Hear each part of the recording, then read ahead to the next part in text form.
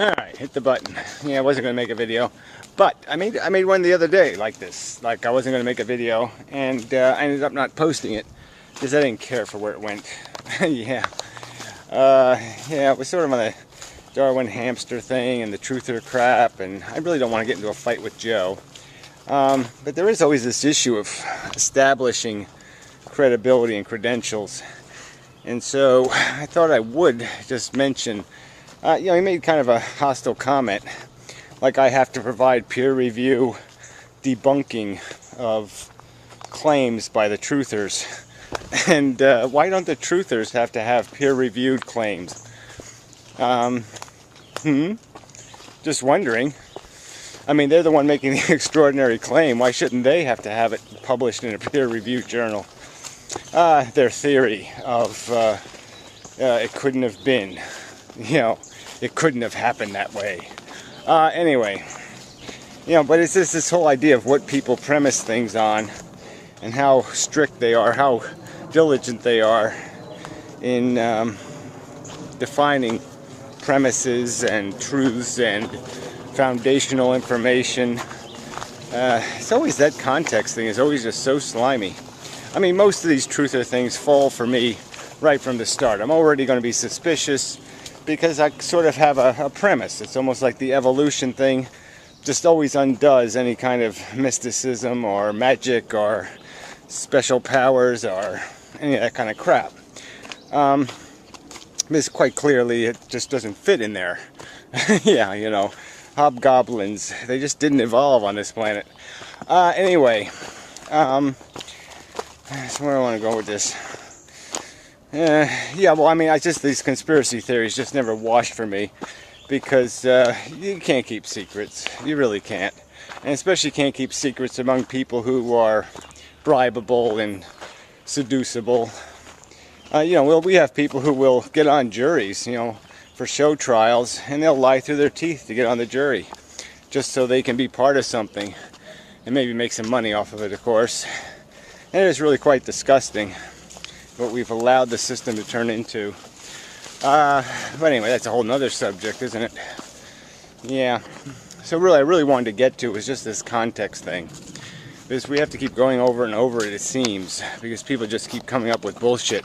I mean, Pyro is just on some other planet altogether. It's pretty much back to his, plants are trying to eke out an existence kind of bullshit. I don't know, it's just, whatever. So this whole context of evolution is kind of important. It's kind of important to realize that, oh yeah, this is just a molecule reproducing. Yeah, oh, I see. And it just keeps doing it. And each time it does it, it's like rolling dice that are made out of, I don't know, something dentable or mutable. And so every time you roll them, they bend or twist into something. And maybe they get stuck together.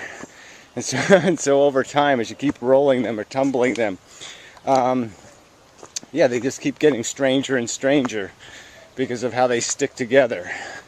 Maybe it's like a little bunch of little magnets or something.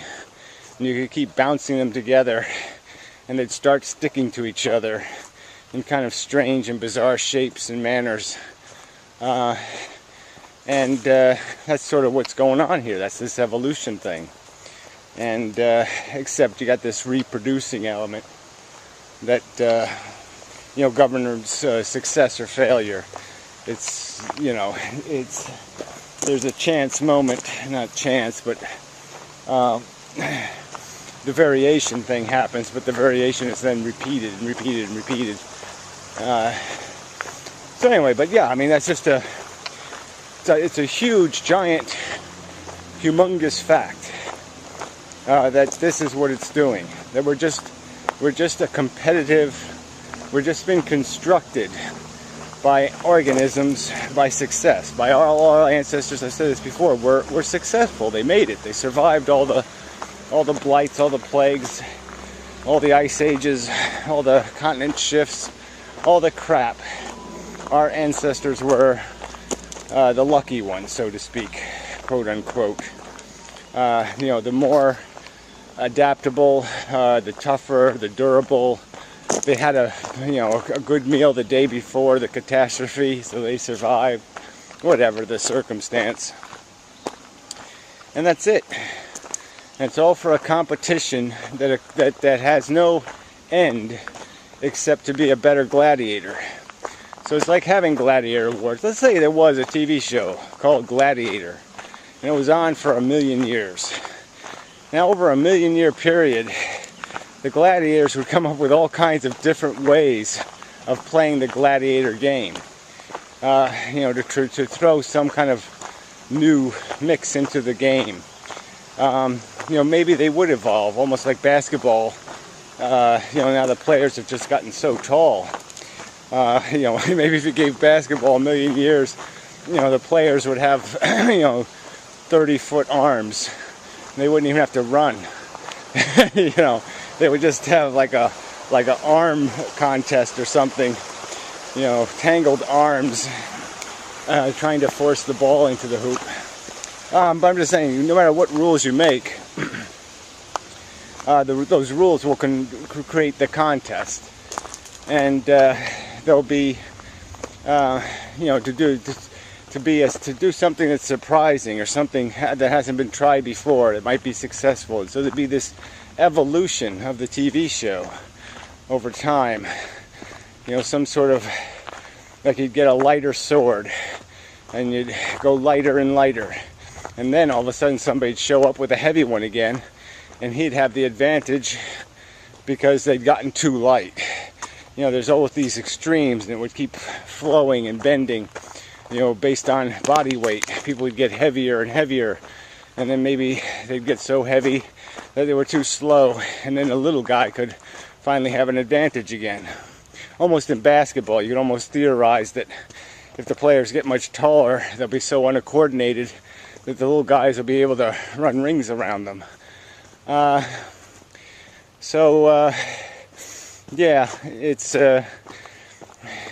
It's evolution, and that's all it is. And so here you're winning the contest just based on stupid reasons. It's not you're not progressing in a direction.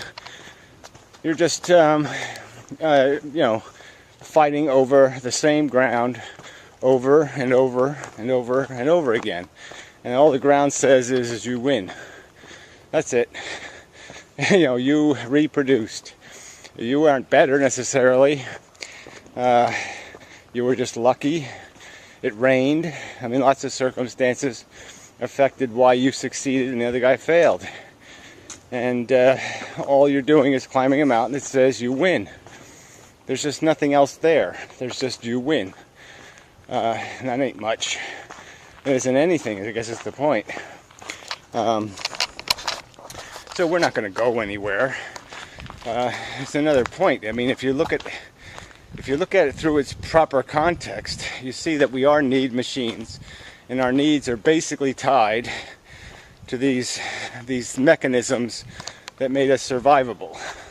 So you got the hunger thing, you got the sex thing, and then you got the alpha thing. The competing within your group to who's dominant. So that's the ego thing, and that's about all you got. And so even in a super intelligent super world full of brainy Vulcans or something, they're not going to have something else. They're not going to have a different problem. They're still going to be trying to figure out how to get food in their belly and how to get their penises in vaginas, and how to feel superior, how to feel accomplished, how to feel successful and badge warrant. I got badges. See, I have badges declaring me super. That's nothing. But that's all that super intelligence is going to do. So you really don't need a supercomputer to play a game that dumb. So I guess that's back to my argument that the gladiators probably wouldn't get super intelligent, because the game is probably going to be won by somebody who's just tough and durable and hard to hit, and that's it. It sucks, but that's the truth of it. There's no other game to play here.